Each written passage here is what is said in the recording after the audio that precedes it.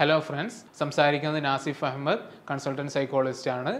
ഈയിടെ നമ്മുടെ ക്ലിനിക്കിൽ വന്ന ഒരു ക്ലയൻറ്റിനെ കുറിച്ചാണ് നമ്മൾ ഇന്ന് പറയുന്നത്. കാനഡയിൽ ഒരു നഴ്സായിട്ടാണ് ഇയാൾ വർക്ക് ചെയ്യുന്നത്. കൂടെ ഫാമിലിയും കാര്യങ്ങളൊക്കെ ഉണ്ട്.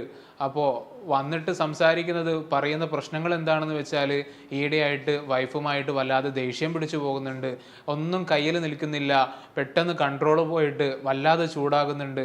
അപ്പോൾ അങ്ങനെ ചൂടാകുന്ന സമയത്ത് സ്വാഭാവികമായിട്ട് ഭാര്യ ഇപ്പം നന്നായിട്ട് ഇങ്ങോട്ട് ചൂടാകുന്നുണ്ട്.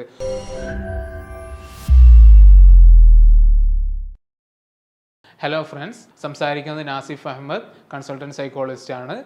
ഈയിടെ നമ്മുടെ ക്ലിനിക്കിൽ വന്ന ഒരു ക്ലയൻറ്റിനെ കുറിച്ചാണ് നമ്മൾ ഇന്ന് പറയുന്നത്. കാനഡയിൽ ഒരു നഴ്സായിട്ടാണ് ഇയാൾ വർക്ക് ചെയ്യുന്നത്. കൂടെ ഫാമിലിയും കാര്യങ്ങളൊക്കെ ഉണ്ട്.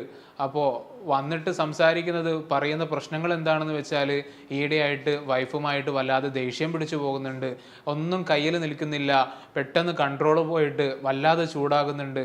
അപ്പോൾ അങ്ങനെ ചൂടാകുന്ന സമയത്ത് സ്വാഭാവികമായിട്ട് ഭാര്യ ഇപ്പം നന്നായിട്ട് ഇങ്ങോട്ട് ചൂടാകുന്നുണ്ട്. അപ്പോൾ പരസ്പരം കലഹിക്കാനേ ഇപ്പം നേരമുള്ളൂ. കാനഡയിലൊക്കെ വന്നിട്ട് രണ്ടുപേരും ഒരുമിച്ച് ജീവിക്കുക, നല്ലൊരു ഒരു ഒരു കുടുംബജീവിതമൊക്കെ ഉണ്ടാക്കുക എന്നുള്ള നിലക്കാണ് ഇവിടെ വന്നത്. പക്ഷെ വന്നത് മുതൽ ഇപ്പോൾ ഓരോ ആഴ്ചയും 2-3 തവണകളായിട്ട് നമ്മളിപ്പോൾ വഴക്ക് കൂടുകയാണ്. ഒരാഴ്ച അങ്ങനെ അങ്ങ് പോകും, അതിൻ്റെ ഇടയിൽ നന്നാകും, അത് കഴിഞ്ഞിട്ട് നമ്മൾ വീണ്ടും ഈ ഒരു ഫൈറ്റിലേക്ക് തന്നെയാണ് പോകുന്നത്. ഞാനിതുവരെ അവളെ ഫിസിക്കലായിട്ടൊന്നും ചെയ്തിട്ടൊന്നുമില്ല, അടിച്ചിട്ടോ അല്ലെങ്കിൽ വേറെന്തെങ്കിലും ചെയ്തിട്ടൊന്നുമില്ല. പക്ഷേ എപ്പോഴും വീട്ടിൽ ഈ ഒരു വഴക്കും വക്കാളം ഉണ്ടാകുന്നത്. അതേപോലെ തന്നെ ഞാൻ കുറച്ചധികം സോഷ്യൽ മീഡിയാസും കാര്യങ്ങളൊക്കെ നോക്കാറുണ്ട്, കുറച്ച് റീൽസൊക്കെ ചെയ്യാനൊക്കെ ഇഷ്ടമുള്ള ഒരാളാണ്. പക്ഷേ ഇവക്ക് ഞാൻ ഫോൺ എടുക്കുന്ന സമയത്ത് ഇവൾ പറയാൻ തുടങ്ങും, നിങ്ങൾ ആ ഫോണൊന്ന് മാറ്റി വെക്ക്, നിങ്ങളിങ്ങനെ എപ്പോഴും ഫോണിൽ തന്നെയാണെന്നുള്ള നിലയ്ക്ക്. സാറേ, എപ്പോഴും ഇങ്ങനെ ചൊറിഞ്ഞ് വരുന്ന ഒരു ടൈപ്പാണ് എൻ്റെ വൈഫ്.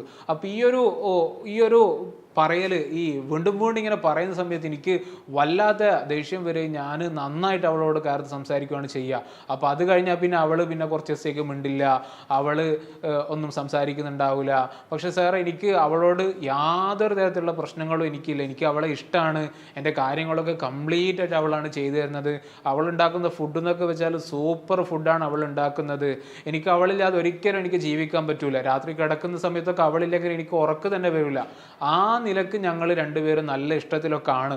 പക്ഷേ ഇപ്പോൾ കുറച്ചിടെയായിട്ടാണ് ഈ രൂപത്തിൽ നമ്മൾ വെറുതെ അങ്ങോട്ടും ഇങ്ങോട്ടും ഇപ്പോൾ സ്ഥിരമായിട്ടുള്ള ഫൈറ്റ് നടന്നുകൊണ്ടിരിക്കുന്നത്. അപ്പോൾ ഇയാൾ കാര്യങ്ങളൊക്കെ ഇങ്ങനെ പറഞ്ഞു. അപ്പോൾ ആ സമയത്ത് തന്നെ നമ്മൾ ഒരു മാരിറ്റൽ ഇഷ്യൂ ആയതുകൊണ്ട് തന്നെ അവരുടെ സെക്സ് ലൈഫ് എങ്ങനെയാണ്, അത് കാര്യമായിട്ട് പോകുന്നുണ്ടോ നോക്കൽ നമ്മൾ വളരെ ഇമ്പോർട്ടൻ്റ് ആയിട്ട് കാണുന്നുണ്ട്. കാരണം അതിൽ വരുന്ന ചെറിയ എന്തെങ്കിലും പ്രശ്നങ്ങളായിരിക്കും ഈ ഒരു പുറത്ത് വരുന്ന വലിയ പ്രശ്നങ്ങളായിട്ട് മാനിഫെസ്റ്റ് ചെയ്യുന്നത്, നമുക്കത് കാണാൻ പറ്റുന്ന പ്രശ്നങ്ങളായിട്ട് വരുന്നത്. ഒരിക്കലും ഒരാൾ നേരെ വന്നിട്ട് സാർ എനിക്കിങ്ങനെ പ്രശ്നമുണ്ട് എന്നുള്ള നിലക്ക് പറയൂല. പലർക്കും മടിയാണ് ഉണ്ടാവുക. കുറഞ്ഞ ക്ലയൻസ് മാത്രമേ ആ നിലക്ക് നമ്മുടെ അടുത്ത് സംസാരിക്കുന്നുണ്ടാവും. അപ്പോൾ ഇയാളോടും ഞാൻ ആ രൂപത്തിൽ ചോദിക്കുന്ന സമയത്ത് ഇയാൾ എന്നോട് പറഞ്ഞു, ഞാനൊന്ന് വീഡിയോ ഒക്കെ ഒന്ന് ഓഫ് ചെയ്തോട്ടെ സാർ, എനിക്ക് കുറച്ച് വിഷയങ്ങൾ സാർ ചോദിച്ചത് കൊണ്ട് കുറച്ച് വിഷയങ്ങൾ എനിക്ക് പറയാനുണ്ട്, പക്ഷേ വീഡിയോയിൽ പറയാൻ ചെറിയൊരു മടിയുണ്ട്, ഞാൻ ഓഫ് ചെയ്തിട്ട് സംസാരിക്കുന്നത്. ഞാൻ പറഞ്ഞു ഓക്കെ, ഒരു പ്രശ്നവുമില്ല, നിങ്ങളെ കംഫർട്ട് പോലെ നിങ്ങൾ സംസാരിച്ചു എന്ന് പറഞ്ഞു. അപ്പോൾ ഇയാൾ വീഡിയോ ഒക്കെ ഓഫാക്കിയിട്ട് പിന്നീട് കുറേ സമയമാണ് എന്നോട് സംസാരിച്ചത്. ഇയാൾ എന്നോട് പറഞ്ഞത്, എനിക്ക് നമ്മുടെ ഈ ഒരു സെക്സ് ലൈഫിൽ നിന്ന് എനിക്ക് യാതൊരു തരത്തിലുള്ള സാറ്റിസ്ഫാക്ഷൻ എനിക്ക് കിട്ടുന്നില്ല സാറേ. എനിക്ക് വൈഫിൻ്റെ അടുത്ത് നിന്ന് ഒരു ഹസ്ബൻഡ് ആഗ്രഹിക്കുന്ന പോലുള്ളൊരു ഒരു പ്ലഷറബിൾ ആയിട്ടുള്ള ഒരു സന്തോഷം കിട്ടുന്ന ഒരു എൻജോയ്ഡ് ആയിട്ടുള്ള ഒരു സെക്സ് എനിക്ക് എൻ്റെ വൈഫിൻ്റെ അടുത്ത് നിന്ന് എനിക്ക് കിട്ടുന്നില്ല. അപ്പോൾ ഇത് കാരണം ഞാൻ വല്ലാതെ ബുദ്ധിമുട്ടുന്നുണ്ട്. ഈ ഒരു വിഷയം എനിക്ക് അവളോടൊട്ട് പറയാനും പറ്റുന്നില്ല. പറഞ്ഞാൽ തന്നെ അവൾ എങ്ങനെയാണ് ഇത് ഉൾക്കൊള്ളാമെന്ന് പറയാനും എനിക്കറിയില്ല. ഞാൻ ഇതിൻ്റെ മുമ്പ് എപ്പോഴോ ഒന്ന് ഞാൻ പറഞ്ഞു നോക്കിയിരുന്നു. അപ്പോൾ ആ സമയത്തൊക്കെ അവൾ അത് പിന്നെ ഇപ്പം നിങ്ങൾക്ക് പഴയ പോലെ എന്നോട് സ്നേഹമൊന്നുമില്ല, നിങ്ങൾക്ക് വേറെ ആരുമായിട്ട് എന്തോ കണക്ഷൻ ഉണ്ടാവും, പണ്ടൊക്കെ നിങ്ങൾക്ക് ഭയങ്കര സ്നേഹമായിരുന്നല്ലോ, ഇപ്പം ആ നിലക്കുള്ള ഒന്നും ഇല്ലല്ലോ എന്നുള്ള നിലക്ക് ആ പറയുന്നതും ആളൊരു പ്രശ്നമാക്കി എടുത്തിട്ട് പിന്നീട് അതിൻ്റെ പേരിൽ കുറേ പ്രശ്നങ്ങളൊക്കെ ഉണ്ടാക്കുകയാണ് ചെയ്യുന്നത്. അപ്പോൾ ഇത് എന്ത് ചെയ്യണമെന്ന് എനിക്ക് യാതൊരു പിടുത്തവും ഇല്ല എന്നാണ് ഇയാൾ എന്നോട് പറഞ്ഞത്. അപ്പോൾ ഈ കാര്യം മനസ്സിലായതോടുകൂടി പിന്നീട് ഞാൻ ഒന്നുകൂടി പിന്നെ ആ വിഷയം നമുക്ക് ഐഡൻറ്റിഫൈ ചെയ്താൽ മാത്രമേ ഇവർക്കൊരു എന്തെങ്കിലും കാര്യങ്ങൾ പറഞ്ഞു കൊടുക്കുക അല്ലെങ്കിൽ ഒരു സൊല്യൂഷൻ എന്നുള്ള നിലയ്ക്ക് നമുക്ക് മുന്നോട്ട് പോകെ ചെയ്യാൻ പറ്റും. അപ്പോൾ ഇയാളോട് ഒന്നുകൂടി ആ വിഷയങ്ങളൊക്കെ നമ്മൾ ചോദിക്കേണ്ട രൂപത്തിൽ ചോദിച്ച സമയത്ത് ഇയാൾ പറഞ്ഞത് ഇയാൾക്ക് ഒരിക്കലും ഇജാക്കുലേഷൻ സംഭവിക്കില്ല എന്നുള്ളതാണ്. ഭാര്യയായിട്ട് ബന്ധപ്പെടുന്ന സമയത്ത് ചിലപ്പോൾ 1 മണിക്കൂർ 1.5 മണിക്കൂർ കഴിഞ്ഞാലും ഇയാൾക്ക് ഒരു തരത്തിലുള്ള ഇജാക്കുലേഷൻസ് സംഭവിക്കുന്നില്ല. അപ്പോൾ അത് കേട്ട സമയത്ത് വല്ലാത്തൊരു ഒരു ഒരു കൗതുകവും അത്ഭുതമൊക്കെ തോന്നി. കാരണം പുരുഷന്മാർ സാധാരണ നമ്മളടുത്ത് വരുന്ന ഏകദേശ ക്ലയൻസും പറയുക അവർക്ക് പ്രിമച്വർ ഇജാക്കുലേഷൻ ആണ്, പെട്ടെന്ന് ഇജാക്കുലേഷൻ സംഭവിക്കുന്നു എന്നുള്ള നിലക്കാണ്.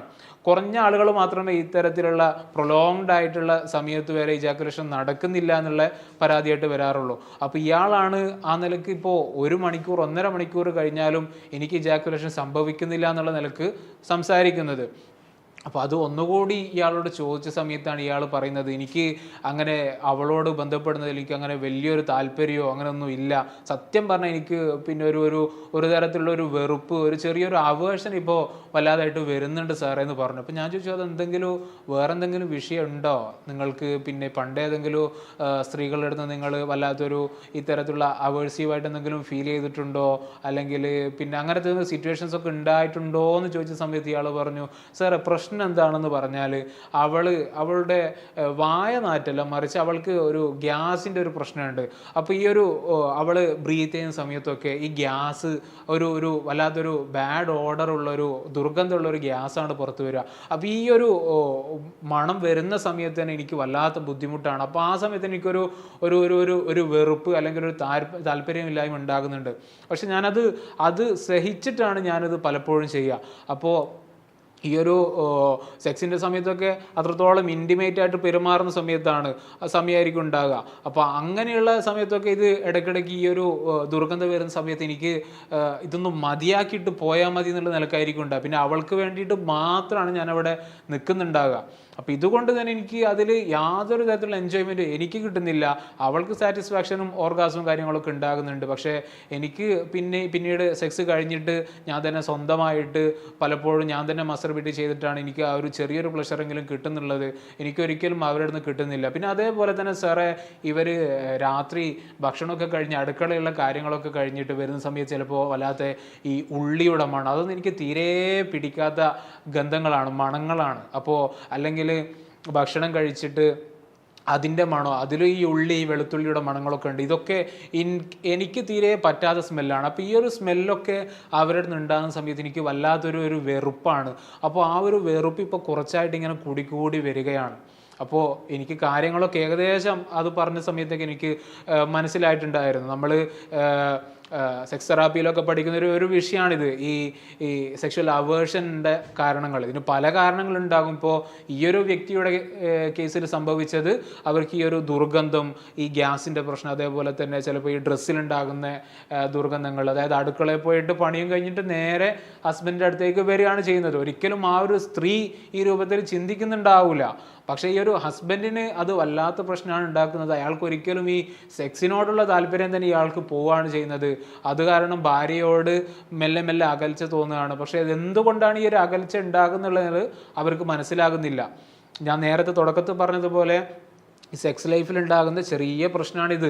പക്ഷെ ആ ഒരു പ്രശ്നം വന്നപ്പോഴൊക്കെ തന്നെ ഇവർ തമ്മിലുള്ള ഒരു ഇമോഷണൽ അറ്റാച്ച്മെൻറ്റ് അത് വളരെ അധികമായിട്ട് കുറഞ്ഞു. അവർ തമ്മിൽ ഇപ്പോൾ വളരെ ഡിസ്റ്റൻസിലാണ് രണ്ടുപേരും ജീവിക്കുന്നത്. നമ്മളൊന്ന് ആലോചിച്ച് നോക്കി, ഇപ്പോൾ കാനഡയിലൊക്കെ ഒരു ഹസ്ബൻഡും വൈഫുമാണ്. നമ്മളൊക്കെ ഒരു മനസ്സിലുണ്ടാകുന്ന ഒരു കൺസെപ്റ്റ് എന്ന് പറഞ്ഞാൽ, അവർ ഭയങ്കര സന്തോഷത്തിലായിരിക്കും ഉണ്ടാകുക, അവരുടെ കാര്യങ്ങളൊക്കെ വളരെ ഹാപ്പി ആയിരിക്കും, രണ്ടുപേരും വർക്ക് ചെയ്യുന്നുണ്ട്, രണ്ടുപേരും അധ്വാനിക്കുന്നുണ്ട്, പിന്നെ അത്യാവശ്യം പൈസയും കാര്യങ്ങളൊക്കെ ഉണ്ടാകും, എപ്പോഴും ഇങ്ങനെ ട്രിപ്പിന് പോകുക, ഇതൊക്കെ ആയിരിക്കും ഉണ്ടാകുക. പക്ഷേ ഇവരുടെ ഒരു റിയൽ ലൈഫ് നിങ്ങളൊന്ന് ആലോചിച്ച് നോക്ക്. അവർ അധ്വാനിക്കുന്നതും പോകുന്നതും അതൊക്കെ വെറുതെയാണോ, ജീവിക്കുന്നതിന് എന്തിനാണ് ഒരു ചിന്തയിലാണ് ഇപ്പോൾ അവരുള്ളത്. കാരണം ഒരിക്കലും രണ്ടുപേർക്കും വേണ്ട രൂപത്തിലുള്ള ഒരു സാറ്റിസ്ഫാക്ഷൻ കിട്ടുന്നില്ല. അതെന്ന് മാത്രമല്ല, എപ്പോഴും പരസ്പരം കലഹിച്ചുകൊണ്ടാണ് അവരുടെ ജീവിതം ഇപ്പം മുന്നോട്ട് പോയിക്കൊണ്ടിരിക്കുന്നത്. അപ്പോൾ ഇതിൽ നിന്ന് സ്വാഭാവികമായിട്ട് ഇങ്ങനെയുള്ളൊരു റിലേഷൻഷിപ്പിൽ ഉണ്ടാകുന്ന സമയത്താണ് ഇപ്പം ഭാര്യ ആണെങ്കിൽ വേറൊരാളെ നോക്കുന്ന ഒരു അവസ്ഥയിലേക്ക് പോകും, ഭർത്താവാണെങ്കിൽ വേറൊരു പങ്കാളിയെയും. അത് സ്വാഭാവികമായിട്ടും ഇത്തരത്തിലുള്ളൊരു ബന്ധത്തിലുണ്ടാകുമ്പം ആളുകൾക്ക് തോന്നുന്നൊരു കാര്യമാണത്. നമ്മൾ നല്ലൊരു മാരിറ്റൽ റിലേഷൻഷിപ്പ് അല്ലെങ്കിലാണ് നമ്മൾ വേറൊരു എക്സ്ട്രാ മാരിറ്റൽ ആയിട്ടുള്ള വേറൊരു അഫെയറിലേക്ക് നമ്മൾ പോകുന്നത്. അപ്പോൾ ഇവരോട് ഞാൻ ചില കാര്യങ്ങളൊക്കെ പറഞ്ഞു കൊടുത്തിട്ടുണ്ടായിരുന്നു. നമ്മൾ ഈ സെക്സ് തെറാപ്പിയിൽ പഠിക്കുന്നൊരു വിഷയമാണ് സെക്ഷൽ അവേർഷൻ. അപ്പോൾ അതിൽ നമ്മൾ പ്രധാനമായിട്ടും പ്രധാനമായിട്ടും ചെയ്യുക ഓർഗാസ്മിക് റീട്രെയിനിങ് എന്ന് പറയുന്ന ഒരു വിഷയമാണത് നമ്മൾ ചെയ്തു കൊടുക്കുക. അപ്പോൾ അതിൻ്റെ കാര്യങ്ങളൊക്കെ പറഞ്ഞു കൊടുത്തു, ഏത് രൂപത്തിലാണ് നിങ്ങൾ ഈ ഒരു വിഷയം ചെയ്യേണ്ടതെന്നൊക്കെ പറഞ്ഞു കൊടുത്തു. ആ രൂപത്തിലാണ് ആ ഒരു സെഷൻ അവസാനിപ്പിച്ചത്. പക്ഷേ ഇത് ഇയാളോട് മാത്രം പറഞ്ഞതുകൊണ്ട് ഈ ഒരു വിഷയം ഇവിടെ പരിഹാരമാവില്ല. അയാളുടെ ഭാര്യയോടും കൂടി പറയേണ്ട വിഷയമായിരുന്നു അത്. അപ്പോൾ ഭാര്യയായിട്ടുള്ള സെഷനിൽ നമ്മൾ സംസാരിച്ചത് ഈ പുരുഷന്മാർ പൊതുവേ വിഷ്വലി സ്റ്റിമുലേറ്റഡ് ആകുന്ന ആളുകളാണ്. ഇപ്പം നിങ്ങൾ തന്നെ ശ്രദ്ധിച്ചിട്ടുണ്ടാകും, നിങ്ങൾ ഇപ്പോൾ ഒരു ആമസോൺ, ഫ്ലിപ്കാർട്ട് അങ്ങനെ ആയിക്കോട്ടെ, ഇനി അതല്ല ഷോപ്പിൽ പോയിക്കോട്ടെ, സ്ത്രീകൾക്ക് ധരിക്കാനുള്ള നൈറ്റ് ഡ്രസ്സുകൾ ഏതൊക്കെയുണ്ട്, ഒരുപാട് ഡ്രസ്സുകൾ നിങ്ങൾക്ക് കാണാനുണ്ടാവും. വലയുള്ളത്, വലയില്ലാത്തത്, കീറുള്ളത്, കീറില്ലാത്തത്. എന്നാൽ പുരുഷന്മാർക്ക് ധരിക്കാനുള്ളതോ എത്രയൊക്കെ കാണാൻ പറ്റും. നമ്മുടെ കേരളത്തിലൊക്കെ ആണെങ്കിൽ പൊതുവേ മുണ്ടായിരിക്കും ഉണ്ടാകുക, ധോത്തീസ് ആയിരിക്കും ഉണ്ടാകുക. ഇപ്പോൾ ഷോർട്സും കാര്യങ്ങളൊക്കെ അതും ഉണ്ടാവും. ഇതല്ലാതെ വലയുള്ള ഷോർട്സ്, വലയില്ലാത്ത ഷോർട്സ് അങ്ങനെ ഏതെങ്കിലും നിങ്ങൾ കണ്ടിട്ടുണ്ടോ? എന്തുകൊണ്ടാണത്? എന്താണ് അതിൻ്റെ പിറകുള്ള സൈക്കോളജി? അത് വേറൊന്നുമല്ല, പുരുഷന്മാരൊക്കെ ഈ വിഷ്വൽ സ്റ്റിമുലേഷൻ്റെ ആളുകളാണ്. അവർക്ക് കാണുന്നതിൽ കൂടിയാണ് അവർക്ക് ഈ സ്റ്റിമുലേഷൻ ഉണ്ടാക്കുന്നത്. അപ്പോൾ ആ നിലക്ക് ഒരു ഭാര്യ എന്നുള്ള നിലക്ക് അവർ ശ്രദ്ധിക്കേണ്ട ഒരു വിഷയമാണ് എപ്പോഴും ആ ഒരു സ്റ്റിമുലേഷൻ തന്നെ കൊണ്ട് ആ ഒരു സ്റ്റിമുലേഷൻ ഹസ്ബൻഡിന് ഉണ്ടാകണം. അപ്പോൾ അതിന് വേണ്ടിയിട്ട് അവർ ആ രൂപത്തിലൊരു ഒരു ഒരു പ്രസൻറ്റേഷൻ അവർ ചെയ്യേണ്ടതുണ്ട്. പ്രസൻറ്റേഷൻ എന്ന് ഉദ്ദേശിക്കുന്നത് ഇപ്പോൾ രാത്രി കിടക്കുന്ന സമയത്തൊക്കെ ചിലപ്പോൾ അങ്ങനെയുള്ള നല്ല നൈറ്റ് ഡ്രസ്സുകൾ ഉപയോഗിക്കേണ്ടി വരും, ചിലപ്പോൾ നല്ല സുഗന്ധങ്ങൾ ഉപയോഗിക്കേണ്ടി വരും. ഇതൊക്കെ ഈ ഒരു സെക്ഷൽ പ്ലഷറിലേക്ക് ഒന്നുകൂടി നയിക്കുന്ന ഘടകങ്ങളാണ്. ഇപ്പോൾ ഈ വിഷയത്തിലൊക്കെ നിങ്ങൾ കണ്ടില്ലേ, ഇപ്പോൾ ഉള്ളിയുടെ ഗന്ധോ അല്ലെങ്കിൽ ഇവരുടെ ഗ്യാസിൻ്റെ ഒരു പ്രശ്നമോ, അതൊക്കെ ഉള്ളിയുടെ ഗന്ധമാണെങ്കിൽ ഡ്രസ്സ് മാറ്റുന്നത് കൂടി മതിയാകും. ഗ്യാസിൻ്റെ അങ്ങനെ വിഷയമാണെങ്കിൽ അത് ചിലപ്പോൾ ഡോക്ടറെ കാണിച്ചിട്ട് മാറ്റേണ്ടി വരും. പക്ഷെ ഇതൊക്കെ ഇവരുടെ സെക്സ് ലൈഫിനെ ബാധിക്കുന്നുണ്ട്, ഇവരെ ഓവറോൾ ലൈഫിനെ തന്നെ ബാധിക്കുന്ന രൂപത്തിലേക്ക് മുന്നോട്ട് പോവാണ്. അപ്പോൾ ഈ കാര്യങ്ങളൊക്കെ ഞാൻ അവിടെ പറഞ്ഞു കൊടുത്തു. അപ്പോൾ അതിനുള്ള ഗ്യാസ്ട്രോൻ്റെ ആളൊക്കെ കാണിച്ചു. പിന്നെ പറഞ്ഞതുപോലെ ഡ്രസ്സും കാര്യങ്ങളൊക്കെ അവർ വീണ്ടും ഒന്നുകൂടി നന്നായിട്ട് ശ്രദ്ധിക്കാൻ തുടങ്ങി. കാരണം ഈ കാര്യങ്ങളൊന്നും അവർക്ക് അത്ര കണ്ട് അറിഞ്ഞുകൂടായിരുന്നു, പുരുഷന്മാർക്ക് ഇങ്ങനെയാണ് എന്നുള്ള രൂപത്തിൽ അറിയില്ലായിരുന്നു. അപ്പോൾ ആ ഒരു വിഷയം പറഞ്ഞു കൊടുത്ത സമയത്ത് തന്നെ ഒരുപാട് മാറ്റങ്ങളാണ് പിന്നീട് ഉണ്ടായത്. അതേപോലെ തന്നെ ഹസ്ബൻഡിനോട് ഞാൻ ഈ ഒരു കമ്മ്യൂണിക്കേഷൻ നിലനിർത്താൻ വേണ്ടിയിട്ട് നിന്നുപോയ കമ്മ്യൂണിക്കേഷൻസ് വീണ്ടും, കാരണം സ്ത്രീകൾ ഹസ്ബൻഡിനോട് ഒരുപാടായിട്ട് സംസാരിക്കണം. ഈ ഒരു സംസാരം അവിടെ നിന്ന് പോയിട്ടുണ്ടെങ്കിൽ അവിടെ കാര്യമായിട്ട് എന്തോ ഒരു പ്രശ്നമുണ്ടെന്നാണ് നമ്മൾ മനസ്സിലാക്കേണ്ടത്. അപ്പോൾ ആ നിലയ്ക്ക് രണ്ടുപേരും ചെയ്ത സമയത്ത് നല്ലൊരു വളരെ മനോഹരമായിട്ടുള്ള ഒരു റിലേഷൻഷിപ്പായിട്ട്, ദാമ്പത്യ ജീവിതമായിട്ട് അവരുടെ ജീവിതം മാറിയിട്ടുണ്ടായിരുന്നു. അപ്പോൾ ഏതായാലും പുതിയൊരു വീഡിയോയുമായിട്ട് നമുക്ക് വീണ്ടും കാണാം. താങ്ക്സ്.